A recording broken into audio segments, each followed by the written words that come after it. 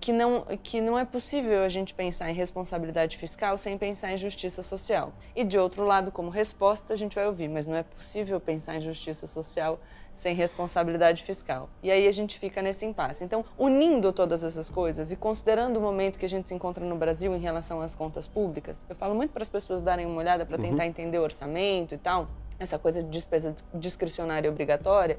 Então, a gente está numa situação, há alguns anos já enfrentando uma crise, tem pouco espaço para despesa discricionária, mas as pessoas têm propostas distintas. Então, juntando essa coisa de 3 grandes propostas e viabilidade prática, pensando no como fazer isso, juntando essa questão de justiça social e responsabilidade fiscal. Um apanhadinho. Acho que o ponto de partida, num país com 14 milhões de desempregados, num país que há 6 anos tem uma economia no pântano, rastejante, é um plano de recuperação econômica, um plano emergencial de recuperação econômica, que, aliás, está acontecendo no cenário de pandemia que agravou a crise econômica no mundo todo. O Biden, que não pode ser taxado de socialista ou qualquer coisa do gênero, lançou agora um pacote de 2 trilhões. Tem gente que vai falar que ele é socialista. Não, é verdade. Eu esqueci que nós estamos no Brasil de hoje.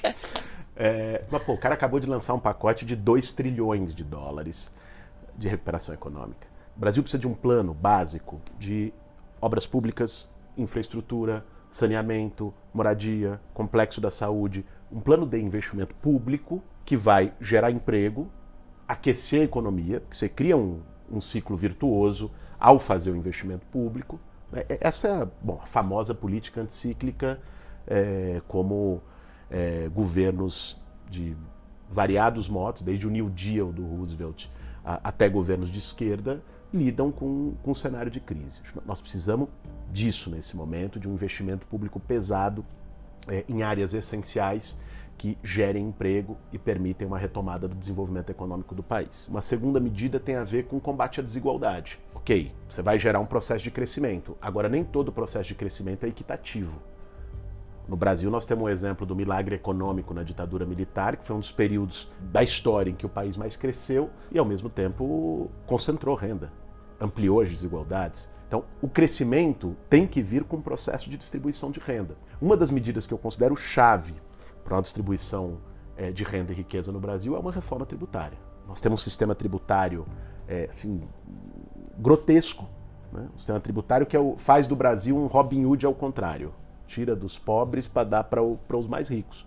É um sistema que está baseado na tributação de consumo e produção, né? Mas a metade de toda a arrecadação tributária do Brasil é sobre consumo e que ela é regressiva. Porque a tributação de consumo, o pobre paga proporcionalmente mais que o rico. Alguém que ganha um salário mínimo, o que ele faz com esse dinheiro? Ele consome tudo para poder sobreviver, né? E se a tributação do consumo é mais alta, ele vai deixar mais imposto. Alguém que ganha R$1 milhão por mês, ele não vai consumir tudo, ele vai aplicar no sistema financeiro que muitas vezes tem isenção. Ele vai fazer um monte de operações que a tributação é muito baixa. Então, proporcionalmente, ele vai pagar menos. O Brasil está na contramão. Tributação de grandes fortunas, tributação de lucros e dividendos. Grandes fortunas as pessoas colocam mais polêmica e tal, embora eu acho curioso que sempre vem um argumento de que vai afastar investimentos. Você taxar grandes fortunas, as pessoas vão embora, vão mandar capital para fora. A Argentina, há 3 meses, estabeleceu taxação de grandes fortunas para poder pagar a conta da pandemia. Passou um pouquinho, a Ford anunciou um replanejamento das operações na América Latina. Manteve a planta na Argentina e tirou as do Brasil. Não é tributação que faz com que o investimento chegue ou saia de um país. O que faz com que o investimento chegue ou saia de um país é as pessoas terem dinheiro no bolso, é ter demanda na economia. O Brasil está na economia lá embaixo, as pessoas vão embora. Não é o sistema tributário que define isso. A tributação de herança no Brasil é de 8%. Nos Estados Unidos, que não é uma república socialista, mais uma vez, embora talvez alguns possam achar que seja, nos Estados Unidos chega a 40%. Tributação de lucros e dividendos, todos os países da OCDE têm, o Brasil não tem. Então, a tributação ela tem que ir mais sobre renda e patrimônio e menos sobre consumo. Isso, inclusive, permite mais o desenvolvimento econômico, distributar quem está produzindo. Né? Uma reforma tributária e tal, isso também tem a ver com uma revisão de isenções e desonerações, eu acho que é um dos caminhos para combater a desigualdade. E uma outra questão é um investimento pesado em futuro. É um investimento em educação, ciência e inovação. Isso tem a ver não só com a educação do nosso povo, que por si só já seria justificável. Você melhorar o nível cultural, educacional do país, fazer um investimento pesado na formação dos professores, na qualidade do ensino, nas condições das escolas públicas, das universidades, em pesquisa. Agora, isso tem a ver com o lugar do Brasil no mundo. Hoje, Gabriela, nós viramos a fazenda da China. O Brasil é um produtor de minério de ferro, de soja, de gado. O Brasil se reprimarizou, isso não é hoje, né? Nas últimas 3 décadas, dos anos 90 para cá, você teve uma reprimarização do país. Nunca a nossa pauta exportadora foi tão baseada em agronegócio e extrativismo. Isso prejudica a soberania do país. Coloca o Brasil numa situação subordinada na divisão internacional do trabalho, porque tem menos produtos de valor agregado. Faz com que o Brasil também esteja ali, em geral, no fim da fila, no que se trata de preservação de meio ambiente, de um outro modelo. Nós temos que ter um desenvolvimento econômico baseado em ciência, em inovação. Nós temos hoje 1,2% do PIB em ciência e pesquisa, somando público e privado.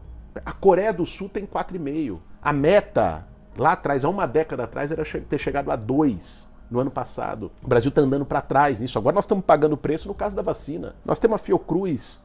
A Biomanguinhos é uma referência na produção internacional de vacina. A vacina de febre amarela é daqui. O Plano Nacional de Imunização é uma referência internacional. O próprio Instituto Butantan foi sucateado, não teve investimento. Hoje nós estamos com pires na mão para a Índia, para a China, para conseguir ingrediente farmacêutico ativo. E acho que isso tem que estar ligado a um outro modelo de desenvolvimento. Nós podemos ser vanguarda de um Green New Deal. Nós podemos ser vanguarda de um modelo de desenvolvimento pela Amazônia, pelos rios, pelo potencial da biodiversidade brasileira, de um modelo de desenvolvimento que paute energia limpa, transição energética para eólica solar, de um modelo de desenvolvimento que reveja modais de transporte. Nós temos um potencial hidroviário único e quase 90% do transporte de carga no Brasil é feito por rodovia, por lobby da indústria automobilística e do petróleo. Isso tem que ser revisto. Nós temos que entrar seriamente, pesado no debate de metas para carbono zero. E aí também está um caminho de desenvolvimento econômico, a abertura de um desenvolvimento econômico que seja sustentável, que combata as desigualdades. Esses são alguns dos pilares do que eu penso para o país. E você falou do tema também do equilíbrio fiscal. Vamos olhar para fora. A União Europeia, o Banco Central Europeu fez agora durante a crise. Ampliou base monetária,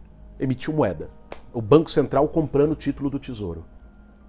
120 bilhões de euros, 800 bilhões de reais. Os Estados Unidos, Banco Central norte-americano, o Fed está fazendo isso desde a crise de 2008, reiteradas vezes. Uma ampliação de base monetária, o argumento liberal é que muitas vezes pode gerar inflação. Num momento de crise, não. Não existe inflação com a demanda destruída no solo. Você pode ter programas de recuperação em momentos de crise com ampliação da base monetária do país. Há caminhos para isso, está acontecendo. Aliás, hoje aqui no Brasil nós chegamos ao ponto de economistas liberais defendendo isso. Eu vi o Henrique Meirelles defendendo isso outro dia.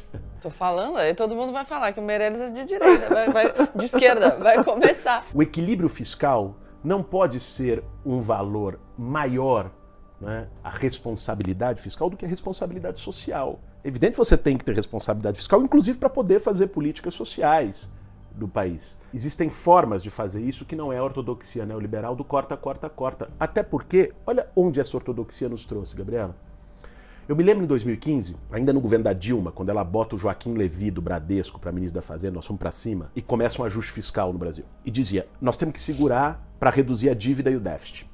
Beleza. Isso vai permitir que a gente tenha um ciclo de crescimento mais sustentável depois. Aí tiraram a Dilma, entre o Temer com o Meirelles, leva isso ao extremo. Temos que congelar gastos públicos por 20 anos no teto de gastos para poder garantir a confiança para os investidores. Vai criar um ambiente de negócios favorável no Brasil. Aí depois vamos fazer a reforma trabalhista para reduzir o custo do Brasil e vai gerar 4 milhões de empregos. Vamos fazer a reforma da Previdência para gerar mais confiança ainda para os investidores, para eles poderem vir e saber que o Brasil é um governo responsável. Agora estão querendo acabar com o gasto mínimo em saúde e educação. E olha o que aconteceu. Tá bom, aconteceu tudo isso. Os caras deprimiram o investimento público, os caras levaram a economia brasileira completamente para o buraco. Qual era a taxa de desemprego em 2014? 6 milhões. Qual é a taxa de desemprego hoje? 14 milhões. Taxa não, o número de desempregados. Qual era a dívida? Eles fizeram tudo isso para reduzir a dívida, certo? Qual era a proporção dívida-PIB em 2014? 60%. Qual é a proporção dívida-PIB hoje? 90%. Eles acabaram com o gasto público no Brasil, eles fizeram todo tipo de medida recessiva e aumentaram a proporção de dívida-PIB, porque a economia não cresceu.